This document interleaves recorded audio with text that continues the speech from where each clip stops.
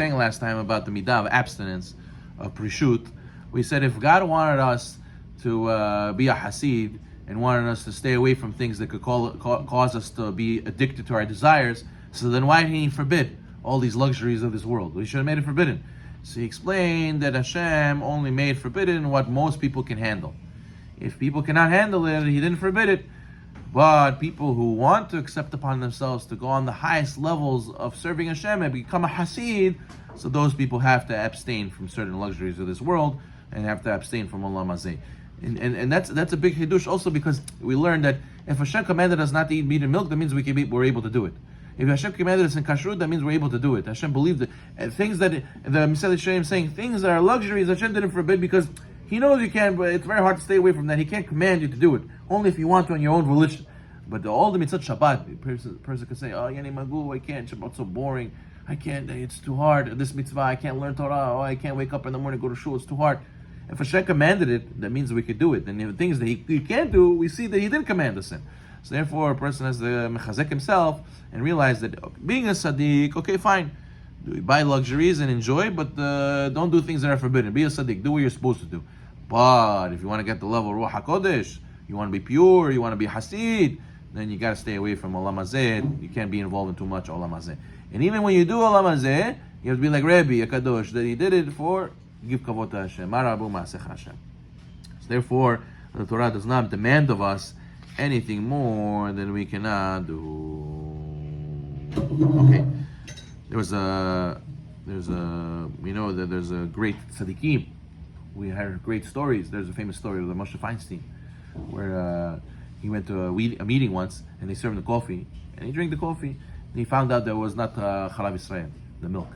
So then, there's a famous tshuva from Moshe Feinstein about Chalav Yisrael, but he himself was machmir on Chalav Yisrael. And they found out afterwards. He went to the restroom. The student asked him, Rabbi, what happened? Why did you have to go to the restroom? He says, I had to get rid of it. I had to get it out. So to this level that doesn't matter. It's a sur. That's it. It's not for me.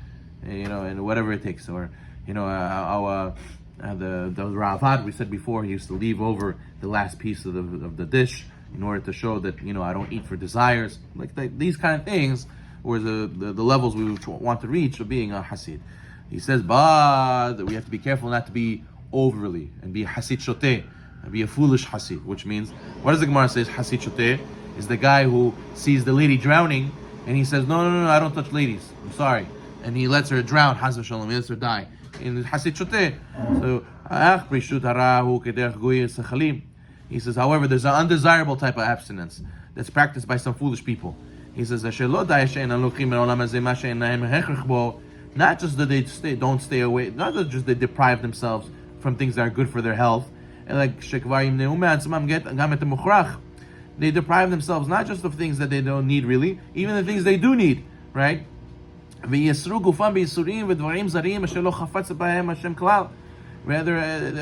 they stay away from good health, and they deny themselves basic necessities, and they damage themselves, and these things that Hashem has no desire in. As the sages say in Ta'anit, Asur la'adam she'yisagef atzmo. Like Masechet Ta'anit 22b says, it's forbidden for a person to torture himself.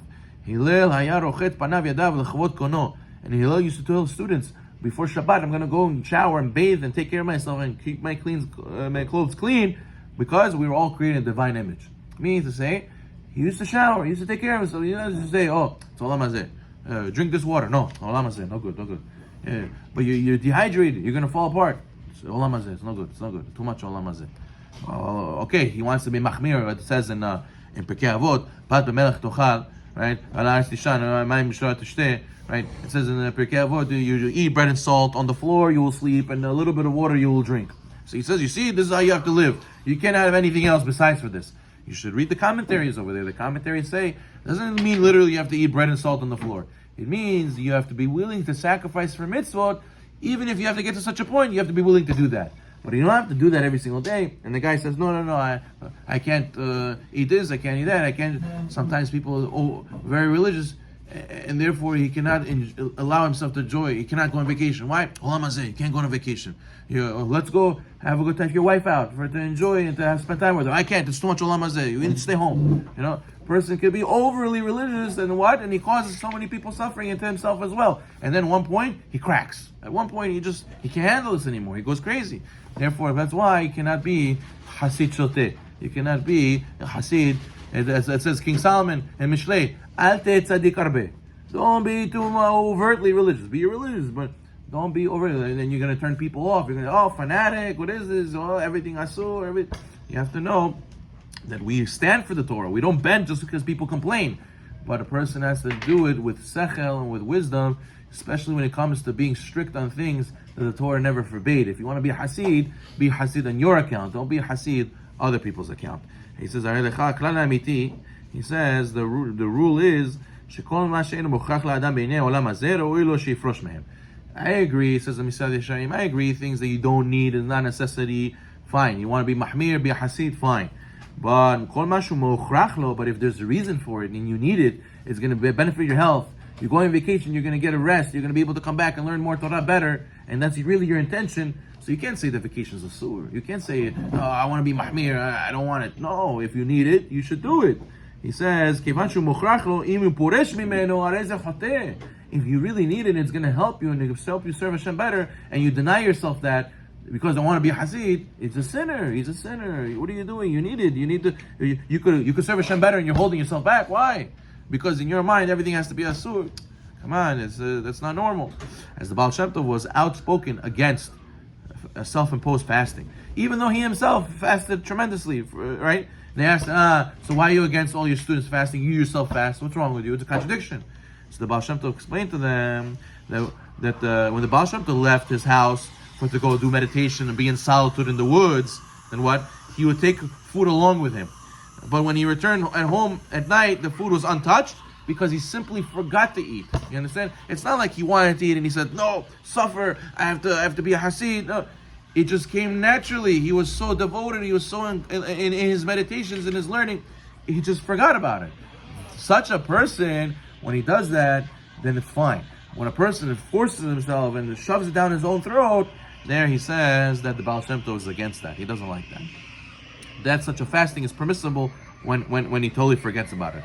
They bring down finally from the Naftali Ropshitz, he said he had no use for people who considered themselves to be tzaddikim because they tormented themselves. He says one time there was a Hasid who was brushed by a person who Rav Naftali felt was guilty of delusion, self-delusion. And Naftali said, please have respect for that man. Why? He fasts every Monday and Thursday. When the man turned around, he says, what do you mean every Monday and Thursday? I fast from Shabbat of Shabbat, from one Shabbat to the next. So therefore, this is why one of the Hasidic masters said, it's better to act as if one was fasting, even when you're deceiving others, than to actually fast and deceive yourself. And he says a lot of times when you do these chumrot, you could deceive yourself and think you're some big tzaddik, right? There's the famous story with the Hana of Vilna, right? The humble guy of Vilna. So he was known as the very humble guy. So they came one day to the mikvah, they're in the mikvah, and there was one towel left. So the other guy jumped out of the mikvah first, and he grabbed the towel. So the Hana of Vilna was stuck with that towel. So he goes to him, he says, Tabidna Stidna, you're not embarrassed? You know who I am? I'm the Hana of Vilna. How can you take the last towel? How can you leave me with no towel? So what? You see that a person has to be careful. When you're being Mary Machmir, there's another Yetzara. That what? I'm better than everybody else. I'm on a high level. Get on my level. My kashrut, my minyan, my prayers, my learning. You guys are all kachozniki. You guys are all villagers like nobodies compared to me. You know who I am? You have to be very careful not to get this. You have to remember where you started. You have to remember that these people, they don't have the zechut to understand what you have. Help them understand. Be worldly with them. Make them understand. Connect to them and bring them up. Obviously, I didn't say you have to live with them, but a person has to know that when you become a Hasid, all these tests come along with it as well. Baruch Adonai Olam.